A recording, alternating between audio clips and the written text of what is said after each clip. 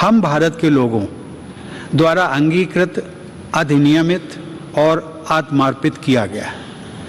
भारत के लोग ही अपने प्रतिनिधियों अर्थात आप सभी माननीय सांसदों के माध्यम से अपने गणतंत्र की यात्रा का मार्गदर्शन करते हैं। इसीलिए संसद को लोगों के तंत्र यानी लोकतंत्र का मंदिर भी कहा जाता है। देवियों और सज्जनों, हमारे संविधान के अनुच्छेद 79 के अनुसार संघ के लिए एक संसद होती है जो राष्ट्रपति और दोनों सदनों से मिलकर बनती है। इस संवैधानिक प्रावधान के अनुरूप अपनी भावना का समावेश करते हुए मैं राष्ट्रपति को संसदीय परिवार के अभिन्न अंग के रूप में देखता हूँ। जैसा कि किसी भी परिवार में होता है, संसद में भी कभी कभी मतभेद होते रहते हैं। आगे का रास्ता कैसे तय करना है, इस विषय पर विभिन्न दलों के विचार अलग अलग हो सकते हैं, लेकिन हम सब संसद रूपी परिवार के सदस्य हैं, जिनकी सर्वोच्च प्राथमिकता है राष्ट्र रूपी विशाल संयुक्त परिवार के हित में निरंतर कार्य करते रहना। राजनीतिक प्रक्रियाएं राजनीतिक दलों के अपने तंत्रों के माध्यम से संचालित होती हैं, लेकिन पार्टियों को दलगत राजनीति से ऊपर उठना चाहिए और राष्ट्र सर्वोपरि की भावना से यह विचार करना चाहिए कि देशवासियों के विकास और कल्याण के लिए कौन कौन से कार्य आवश्यक हैं।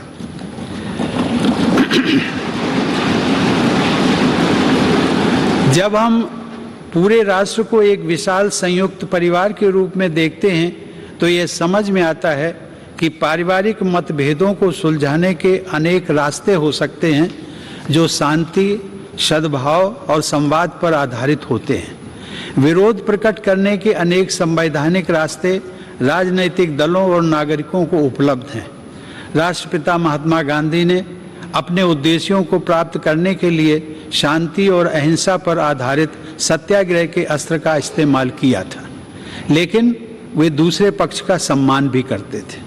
हमारे नागरिकों को अपनी मांगों के लिए दबाव बनाने का तथा विरोध करने का संवैधानिक अधिकार उपलब्ध है, लेकिन मेरे विचार से इस अधिकार का प्रयोग हमेशा गांधीवादी तौर तरीकों के अनुरूप शांतिपूर्ण ढंग से ही किया जाना चाहिए। माननीय सदस्यगण, मेरे कार्यकाल के दौरान 2 अत्यंत महत्वपूर्ण ऐतिहासिक आयोजन किए गए। राष्ट्रपिता महात्मा गांधी की 150वीं जयंती के उपलक्ष्य में अनेक यादगार समारोह पूरे देश में आयोजित किए गए। इस संदर्भ में मैं स्वच्छ भारत अभियान की परिवर्तनकारी उपलब्धियों का उल्लेख करना चाहूँगा।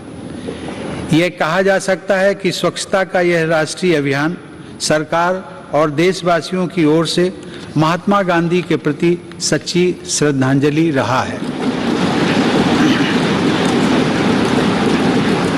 दूसरे ऐतिहासिक आयोजन के रूप में भारत की स्वाधीनता के 75 वर्ष पूरे होने के उपलक्ष्य में देशवासियों द्वारा आज़ादी का अमृत महोत्सव उत्साहपूर्वक मनाया जा रहा है।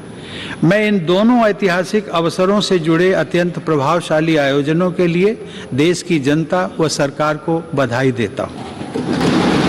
इस दौरान मुझे प्रधानमंत्री श्री नरेंद्र मोदी जी व उनके मंत्रिमंडल के सदस्यों के साथ काम करने का भी अवसर मिला है।